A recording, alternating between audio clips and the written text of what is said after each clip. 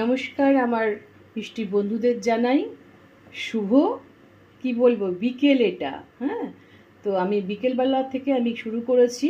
তো দেখতে পাচ্ছ যে আমি ডেকচিতে অলরেডি দুধ নিয়েছি। দুধটাকে নিয়ে আমি ভালো করে জাল দিচ্ছি।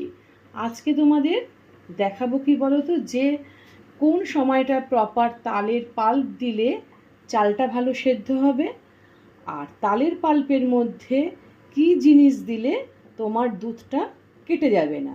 কারণ এটা কিন্তু একটা চিরাচরিত প্রথা রয়েছে যে তালের পাল্প দুধে দিলেই দুধ কেটে যায়। তো কেন কাটবে না সেটা কিন্তু তোমাদেরকে আমি আজকে দেখাবো। তো দেখতে থাকো তোমরা সেই জিনিসটা, শেষ অবধি তোমরা দেখবে, তারপরে তোমাদেরকে বলবো যে কোন জিনিসটা দিয়েছি বলে সেটা দুধটা কাটবে না, আর কোন সময়ে তালের পাল্পটা দিলে চালটা সেদ্ধ হবে। ঠিক আছে, এদিকে দেখো দুধটা তো আমি ফুটতে দিয়েছি, আর এদিকে হচ্ছে তালের পাল্পটা আমি সুন্দর করে জাল দিচ্ছি, একটু ক্ষীর ক্ষীর মতো করে নেব। যারা আমার এখনও আগের ভিডিওটা দেখোনি যে তাল কী করে তোমরা বিভিন্ন রকমভাবে তাল ছুলতে জানো, তো আমি আগের দিন একভাবে ছোলা দেখিয়েছি কিভাবে তোমরা তালের পাল্পটা বের করবে। তারা আমার আগের দিনের তালের বড়া যেটা আমি করেছিলাম সেটাই তোমরা যাবে, গেলেই দেখতে পাবে যে কিভাবে তালের পাল্প বের করেছিলাম।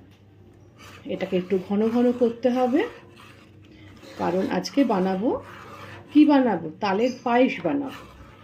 তো তালের পায়েস বানাতে গেলে খুব রিস্ক জানো তো, চালটাও সেদ্ধ হওয়া চাই, আবার দুধটাকেও ঠিকঠাক মতো রাখা চাই। তো সেটাকে খুব ব্যালেন্স করে করতে হয়। তো সেটাই আজকে করব। দুধটাকে আগে ভালো করে ঘন করে নিচ্ছি।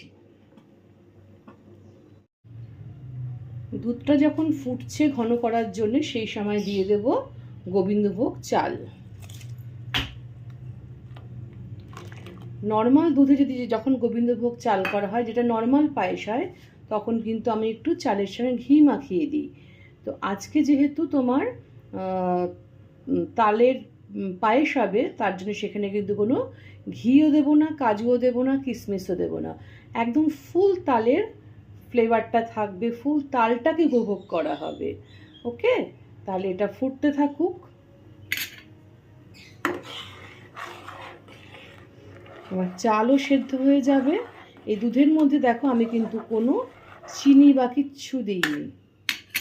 ঠিক আছে, আর এদিকে একটা জিনিস করবো, এই তালের পাল্পটা যখন ফুটবে তখন কি করবে, আমার বাড়িতে পুজো হয়েছিল যখন তাল বলছি সরি, ওই মঠ কদমা এগুলো পাওয়া যায়, তখন কিন্তু আমি কালারিং জিনিস আনি না, তো আমি সাদা নিয়ে আসি।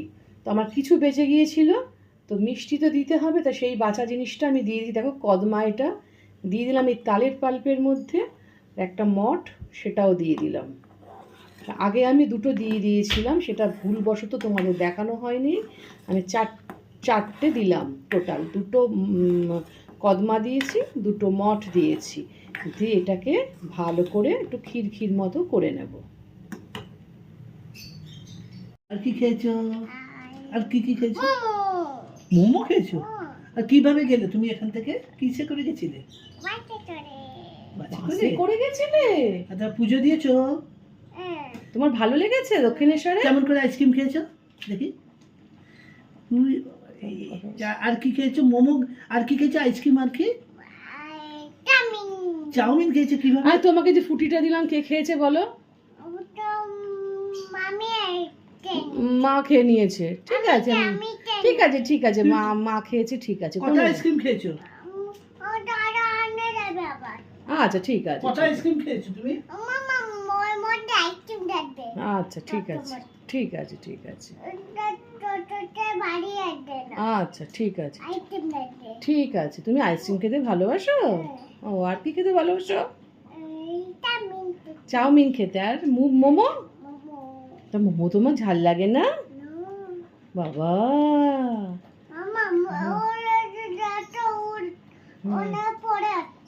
আচ্ছা দেখছি। দেখো আমার তালের যে পাল্পটা বসিয়েছিলাম সেটা কিন্তু সুন্দর আমার ক্ষীর মতো হয়ে এসছে। তো এদিকে আমার গেরি বুড়িকে তো তোমরা দেখছো, গেরি বুড়ি এসছে। আমার গেরি বুড়ি রান্নাঘরে বসে আছে। আমার রান্না দেখছে, এইদিকে দুধটাও কিন্তু চালের সঙ্গে ফুটছে, দুধটাও ঘন হবে, আমার চালটাও সেদ্ধ হয়ে যাবে।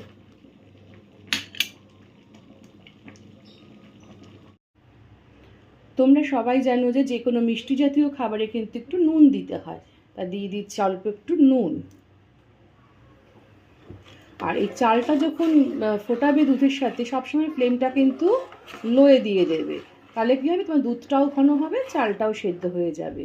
আর এদিকে আমি পাল্পের যে ফ্লেমটা সেটা কিন্তু অফ করে দিয়েছি, আর আমার এটা কিন্তু খুব সুন্দরভাবে হয়ে গেছে।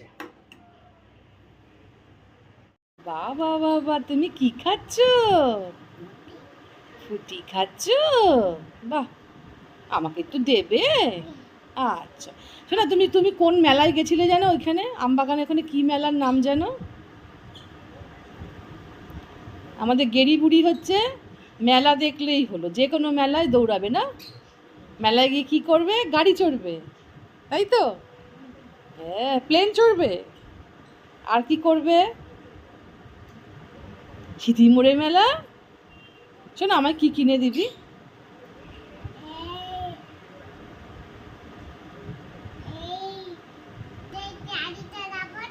আর আমার কানের দুল,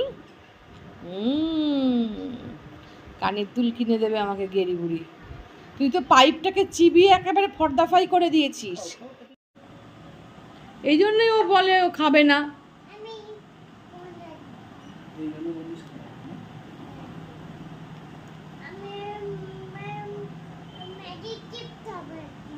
ম্যাগি ওর জামা ছিঁড়ে দিয়েছে জানো, কামড়ে দিয়েছে। এগুলো কি ঠিক? ম্যাগি ওর জামা কামড়ে দিয়েছে। আরে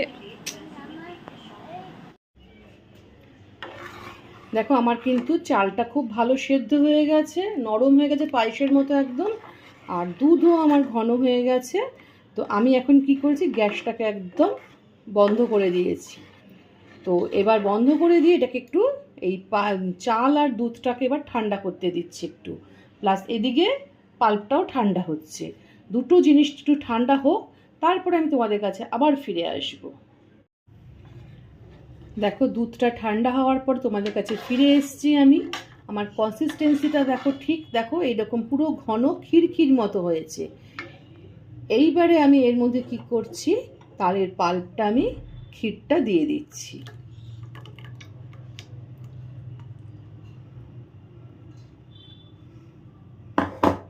তালের ক্ষীরটা দেওয়ার পর ভালো করে এটাকে মেশাও। এক একজন এক এক পদ্ধতি করে। তো এই যে ক্ষীর যে কথার অর্থটা, পায়েসকে কিন্তু ক্ষীরও বলা হয়। তো আজকে এটা কিন্তু একটু আমার ক্ষীর মতো হবে। এটাকে ভালো করে মিক্স আপ করো। সুন্দর করে আমি কিন্তু মিক্স আপ করে নিয়েছি। আর এখানে কিন্তু আমার একটা জিনিসও কাঁচা নেই, কারণ হচ্ছে আমার দুধটাও ঘন করা, আর তালের ক্ষীরটাকে আমি কিন্তু সুন্দর করে একদম ভালো করে ক্ষীরটাকে মানে ক্ষীর মতো করে নিয়েছিলাম পাল্পটাকে। অতএব কিনা পুরো জিনিসটা যখন মিক্স আপ করলাম, দেখো আমার দুধও কাটলো না। আর আরেকটা জিনিস যেটা আমার মিষ্টির কথাটা বলছি, সেটা হচ্ছে তোমার মিষ্টিটাও কিন্তু আমার পারফেক্ট আছে। আমি যেটুকু মিষ্টি আমি পাল্পের মধ্যে দিয়ে ক্ষীর বানিয়েছিলাম, তালের ক্ষীর, সেটা একদম পারফেক্ট আমার হয়েছে। মিষ্টিটার মধ্যে মেশানোর পরে আমি চেক করে দেখলাম। তো তোমাদের কেমন লাগলো যে এইভাবে তালের পায়েসটা এক একজন এক একভাবে করে? তো আমার যে এই নতুন পদ্ধতির তালের পায়েসটা করার পদ্ধতিটা তোমাদেরকে দেখালাম, তোমাদের নিশ্চয়ই ভালো লেগেছে। আর এবার সবথেকে বড় জিনিস যেটা তোমাদেরকে আমি প্রথমেই বলেছিলাম, যে তোমার চালও সেদ্ধ হবে, দুধও কাটবে না। আর কি, দুধটা কেন কাটবে না তালের ক্ষীর দিলে, সেটা তোমাদের কজটা এবার আমি বলছি।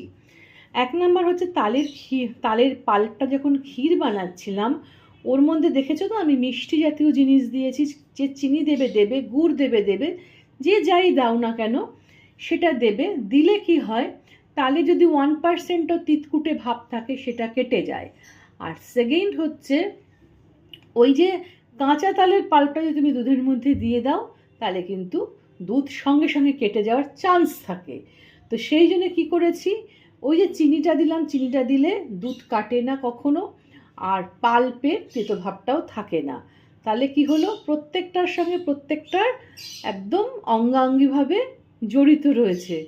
আমার চালও সেদ্ধ হয়ে গেল দুধের সাথে, চিনি দিইনি যেহেতু, আবার চিনিটা আমি মিষ্টিটা আবার আমি পাল্পে দিলাম যাতে ওর তেতোটা কেটে যায়। অতএব কি না, প্রত্যেকটা জিনিস মিলেমিশে একদম ক্ষীর, তাহলে জমে ক্ষীর। তা কেমন লাগলো তালের পায়েস? অবশ্যই তোমাদের কাছ থেকে কিন্তু আমি আশা রাখি যে তোমরা প্রচুর প্রচুর শেয়ার করবে, ভালো লাগলে কমেন্ট করবে, লাইক করবে। আর প্লিজ প্লিজ প্লিজ সবাই কাছে অনুরোধ করব, নতুন বন্ধুদের কাছে পাশে থাকা বেল আইকনটা প্লিজ একটু প্রেস করে দিও। কারণ এই কষ্ট করেই তো তোমাদের জন্য বিভিন্ন রকম জিনিস ইনভেন্ট করি। অনেক জিনিস যে পুরনো দিনের থাকে তা নয়, কিন্তু কিছু জিনিস আমরা নিজেরাও ইনভেন্ট করি। তো যাই হোক, তাহলে ভালো লেগে থাকলে লাইক শেয়ার কমেন্ট, পাশে থাকা বেল আইকনটা প্রেস করে দিও। আর তোমরা ভালো থেকো, সুস্থ থেকো, সাবধানে থেকো। সব থেকে এখন মানুষের জীবনের সব থেকে বিগ ম্যাটার হচ্ছে সাবধানে থাকাটা। হ্যাঁ, সে সব দিক দিয়ে, শারীরিকই বলো, মানসিক বলো, দৈহিক বলো, সব দিক দিয়ে। তাহলে তোমাদের মিষ্টি দিদি আজকের মতো বিদায় নিচ্ছে। টাটা।